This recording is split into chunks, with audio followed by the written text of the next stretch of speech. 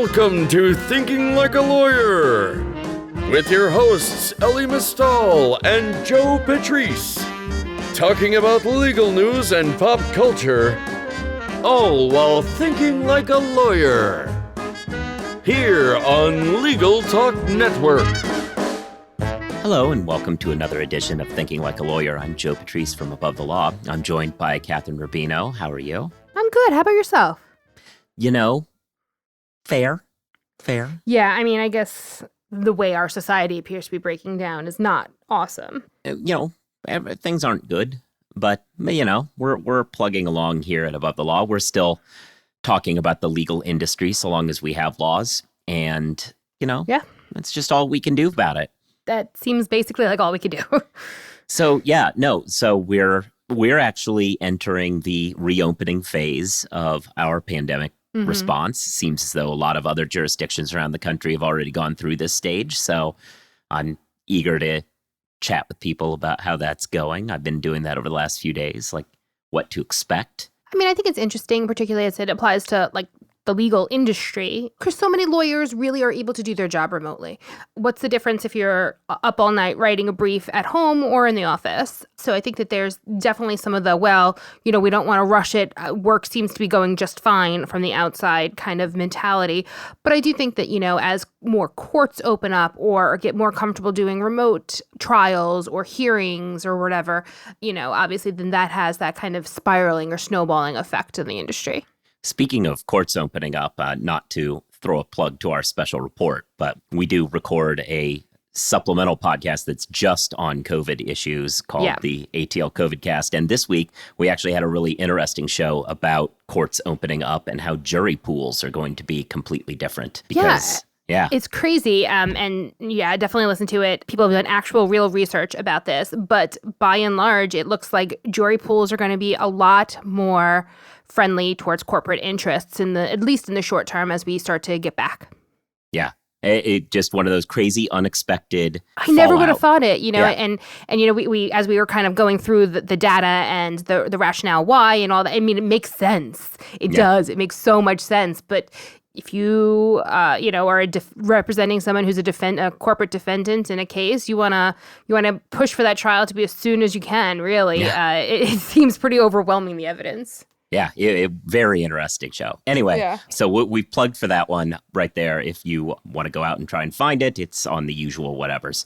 Well, with all of that said, we should get into what we're here to talk about today, which we have a couple of topics because there are a couple of topics that still dominate the news. What have you been working on the most these days? Okay. Basically, 85% of my time, and the other 15% has been coming up with trivia questions of the day, has been tracking what Big Law's response to the George Floyd, Breonna Taylor, Ahmaud Arbery deaths have been, as well as the protests in general. Lots of big law firms and corporations in general, right? Ben & Jerry's put out an amazing statement basically calling for the end of white supremacy and specific policies that needed to be changed. And that was awesome. And I'll definitely buy their ice cream. Well, I mean, I was going to do that anyway, but it makes me feel really good when I buy their ice cream. But, that's a big thing for companies to deal with is how are they responding? And I think that there's two main reasons why. I mean, the first is, how are your employees doing? Big law, biggest law firms employ thousands of people, right? Many of them are being directly impacted by the unrest that we're seeing, and reaching out to make sure that to see how your employees are doing, what resources they may need, et cetera, I think is a very important, necessary thing for any company in order to sort of deal. That's like the soft side, the HR kind of side of running a major business, right? Is making sure, especially in law firms where, I mean, what does a law firm have? It only has the lawyers that it has, right? It's people. That is their asset. So it's really important, I think, for law firms to reach out and to make sure folks are doing okay. And the other part is for both as a signaling measure for its clients, but also to see what law firms can do to make it better. Obviously, there's a lot of systemic racism and injustice in the world, and lawyers are uniquely situated in the fact that they have the ability to navigate these systems. And whether it be by pro bono or whether it's financially supporting grassroots or other nonprofits that work towards social justice. There's a lot of room for firms to do stuff that on balance, make the world a better place. All right. So you've been getting a lot of statements and compiling them. Are there trends that you're seeing in these statements? Like good ones, bad ones, what makes good ones, what makes bad ones? We have absolutely has run the gamut. There's some great statements from firms that are well positioned in terms of they already had really good pro bono programs in place, and they're either supplementing those or ORIC created a program where they're going to have 5 attorneys. They're going to pay 5 attorneys to work on social justice matters for a year, sort of a fellowship kind of a program, which I think is really great. And it's at least 5 people, I guess I should say, as well as expanding opportunities for not just their attorneys, but their staff as well to participate in organizing movements. So that's kind of like on the good side, firms that are giving money, right? That's another big one. Cooley gave $450,000 to related causes to work towards equal justice, which is great. Then on the kind of the bad side, I got an email from a reader who was very upset and disappointed that their firm hasn't said anything. Quite a poignant email, and it just said, I assumed that must mean that Big Law's not saying anything at all because it's a business and whatever. And then I went to your website and I saw that dozens of firms have come out with statements. so and people are feeling that, and to the extent that big law firms care about recruitment and care about getting the best and the brightest in their doors every year, that's something that's super, super important. And kind of the third category, there have been quite a few statements that folks at the firm have characterized as the all lives matter of firm statements, whether it be that several statements have been called out for their seeming inability to use the word Black, maybe relying on the phrase persons of color or just diversity generally. So that's been a part of it. Other firms have kind of said, well, really, we're all diverse and we support everyone's diversity, whether you're left-handed or Black. That doesn't feel right now. So yeah, we're cataloging them all right now, and that's kind of the stage that I'm in before I kind of organize my thoughts and rank and grade everyone's responses. And we really have seen a variety of responses. Brad Karp at Paul Weiss has, if anything, been over-communicating with folks at Paul Weiss.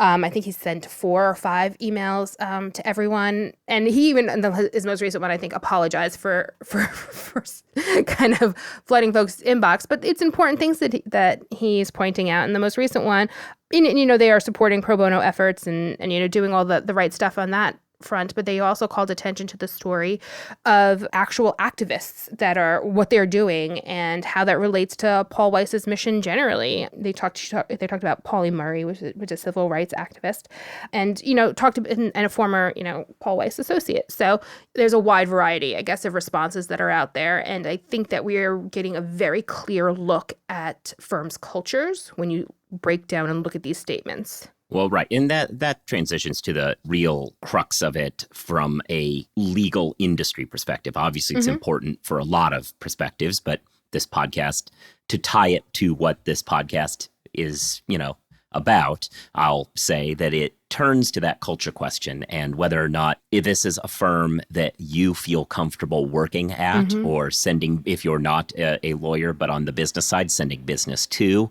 or if you're in law school or a law professor, sending your students to. These statements, as important as they are to the outside world, just generally, they send a message about what one's firm believes. And that has impacts for the way in which it's perceived in the industry. Again, this seems like I'm kind of turning down the importance of what's going on, but it's true that it's an important question. And when you say something that's incredibly shallow, that's a good word for it, then that's the message that you're sending the world. And even if you don't necessarily believe it, and it's important to communicate these ideals in a positive way, or in a way that you want, I guess maybe. That you're willing to defend. in a way that you're willing to defend, in a way that you think builds the firm that you want. Paul Weiss has historically been very aggressive about saying that what they want is a more socially oriented firm, generally speaking. And, hence, that's a really important statement for them. We saw this a few years ago.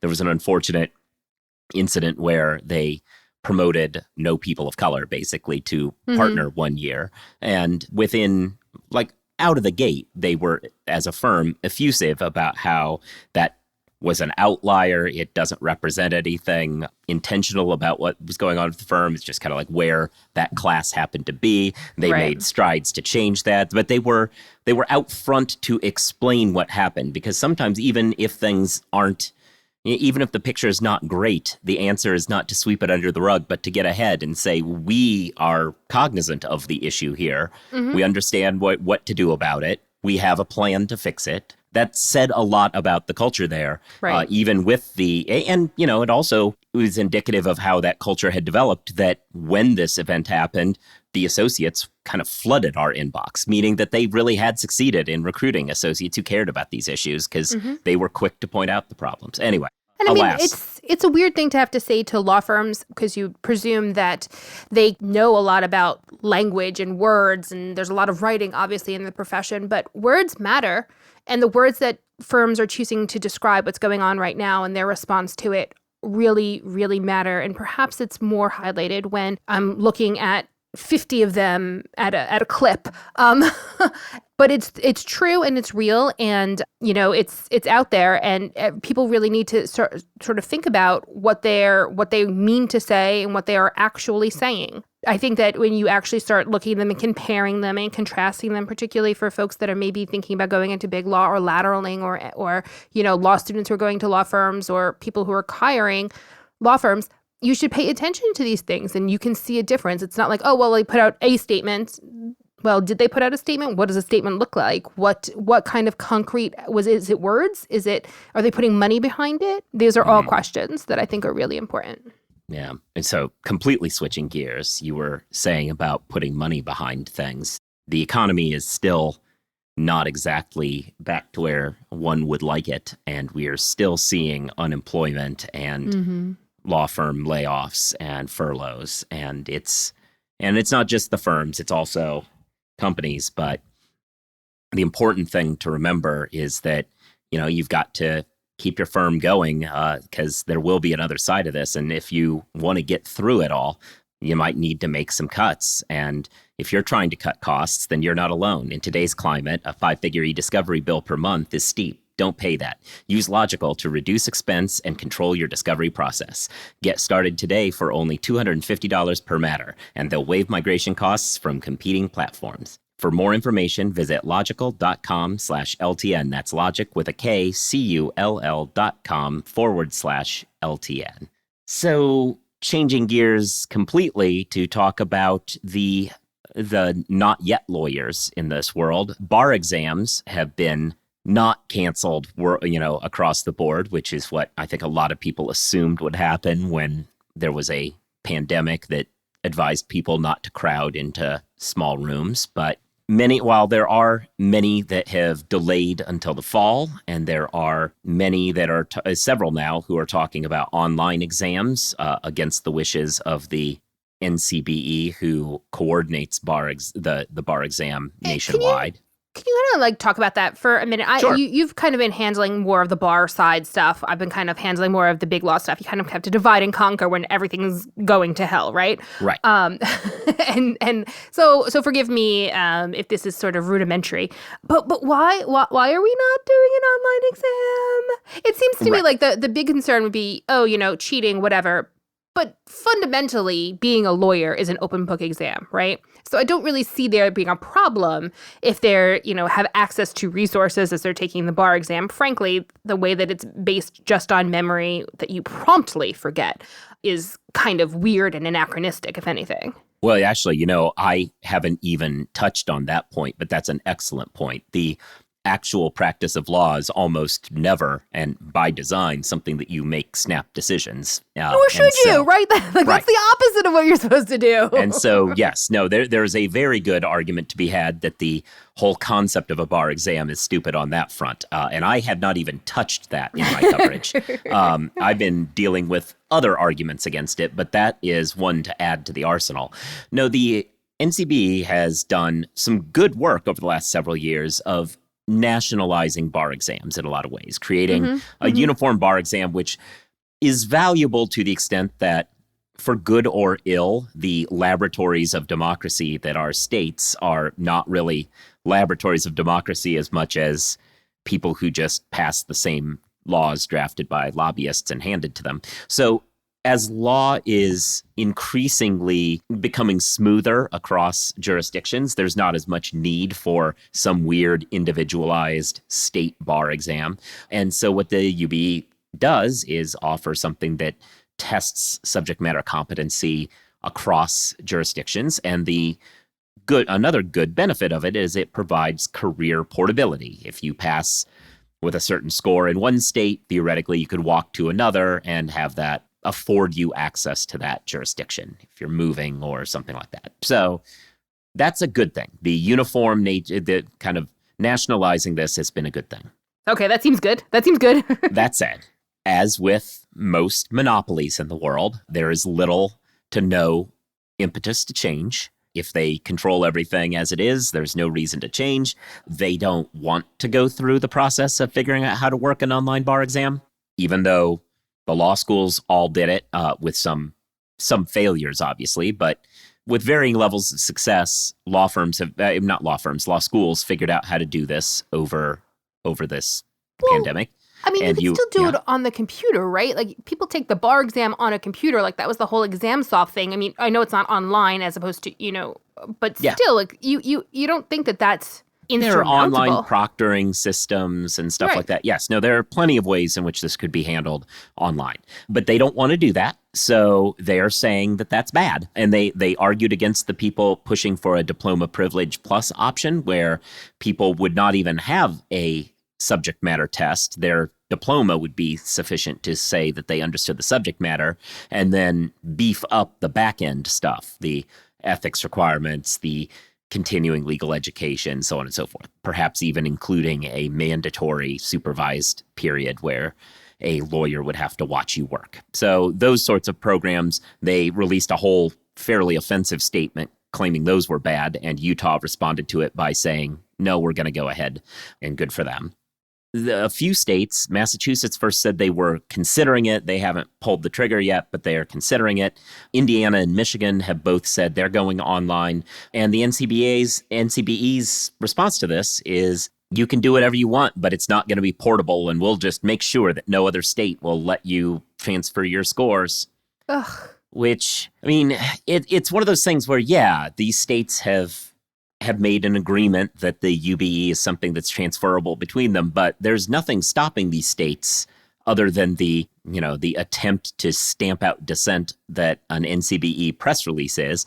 There's nothing to stop these states from saying, you know what, 2020, we had something of a pandemic and we wrote our own exam, and Indiana, I'm Michigan, and I feel safe saying that if they pass your exam, then they're fine with me, and vice versa. And other states who who are still sticking with the regular bar exam could do the same. Ohio, I can't imagine Ohio and Michigan getting along on anything, but Ohio could say, we saw what happened and we trust Michigan wrote a sufficient bar exam that if somebody passed their online exam, then that we will count that as subject mastery for the purposes of but applying for Ohio bar membership. Mm-hmm. That could easily happen and should be what states do. The NCBE, however, is trying to stamp that out by saying, well, these are, don't waver from our plan because this is what we do. Anyway, given the situation, a lot of people have delayed. Some people are talking about online exams, but most haven't, and that's why we have delays.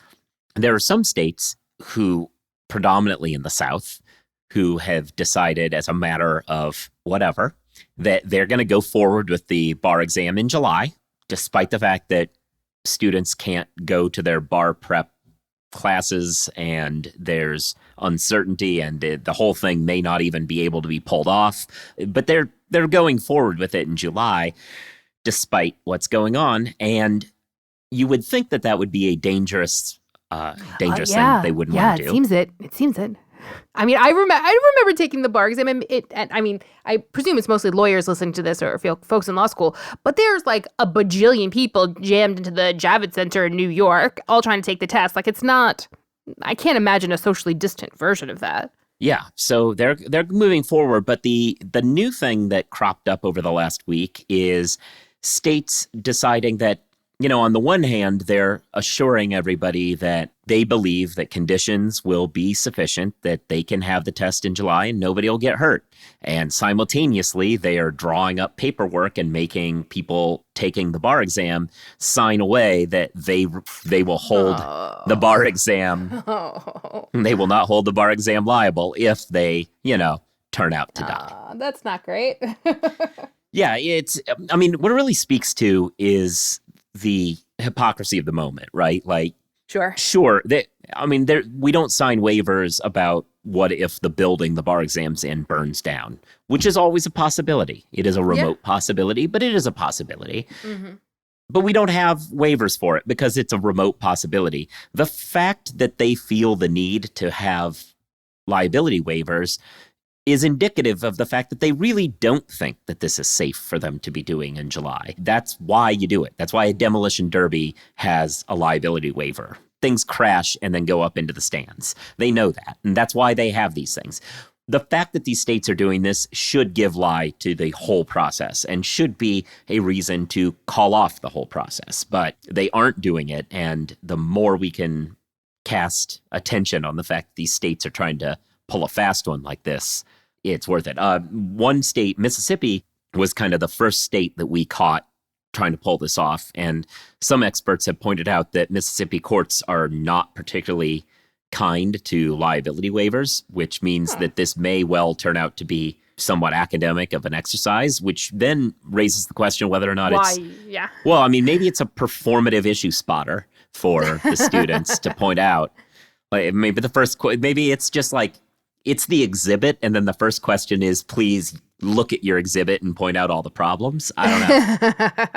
That would actually be amazing, by the way. Yeah, and, I would support that. But North Carolina and Virginia have both also done their version of waivers. They aren't making people sign things, but they're including in their material for the bar exam that you merely showing up signifies that you agree not to hold us liable, which I don't know as though they can really pull off. There's some legal experts who've been asked about this who say that probably isn't sufficient in these situations, but, we'll see. It's going to be a fun time. These times just keep on getting more and more interesting. You think you're done and oh no, we're going to also ask you to waive all liability for the bar exam. It's like, oh, okay. It's not just shitty. It's extra shitty. Good news. And we're seeing, back to the law firm side of things, we're seeing the early austerity measures, which were mercifully more in the furlough area than in the layoff area, although both happened. Yeah, I would say, though, that the majority of the austerity measures have been salary cuts. Those mostly non-terminal decisions, we're seeing now firms come back around and institute new austerity measures, which is a terrible sign that they don't foresee things getting much better in the short term. So, yeah. I think that if anybody who is at a big law firm that has had a pay cut, if you think it's going to be over before the end of 2020, my guess is no. Some firms haven't cut salaries at all, but I think the ones that have, it seems highly unlikely that they'll be able to put them back online before the end of the year. Interesting. I feel that's right. Or at least there will not be a upping to bring everybody back to whole. Like the cuts happening during these months are going to be cuts that just happened. And even if this ends and you get bumped back to your regular salary, you're not getting this money back in bonus form. Yeah, I mean, I think that only a couple of firms even mentioned that as a possibility when they were making their initial austerity cuts. And yeah, I would not be holding my breath for the money you've lost during this time. Yeah, well, it's not great, but things are terrible and awful. Yeah, no, law is terrible, but we're here. We're still here. We're still here having fun, making fun of lawyers. So you should be listening to us, subscribing to us, reading Above the Law, following us on social media. I'm at Joseph Patrice. She's at Kathryn1. You should be listening to the aforementioned COVID cast. You should listen to the Jabot, her show. You should listen to all the universe of shows on the Legal Talk Network that we aren't hosts of, because they're all great too, even if they aren't quite as funny as we are. Oh, you should check out, if you have any interest in legal tech, you should check out the Legal Tech web show that Bob Ambrogi does on Fridays, because I'm one of the panelists. It's kind of like happy hour for legal tech. It's like the week's over. And you all just sit there and get drunk, right? That's been my assessment of the podcast. I mean, I don't know about that. I mean, I definitely drink during it. So yeah, actually, you should come for the legal tech news and stay to try and guess what I'm drinking each week. Do you do any drink recipes? That I'd be very interested if everyone also provided. But another panelist on the show does have a separate drink recipe thing. Nikki Black's been doing a cocktail recipe show, so that's very cool. I mean, we're all trying to keep entertaining. And I guess with all of that, we've said all of our piece. Thanks to Logical for sponsoring as always. And we'll check in next week. Bye, y'all. If you'd like more information about what you've heard today, please visit LegalTalkNetwork.com. You can also find us at AboveTheLaw.com, ATLRedline.com, iTunes, RSS, Twitter, and Facebook. The views expressed by the participants of this program are their own and do not represent the views of, nor are they endorsed by, Legal Talk Network, its officers, directors, employees, agents, representatives, shareholders, and subsidiaries. None of the content should be considered legal advice. As always, consult a lawyer.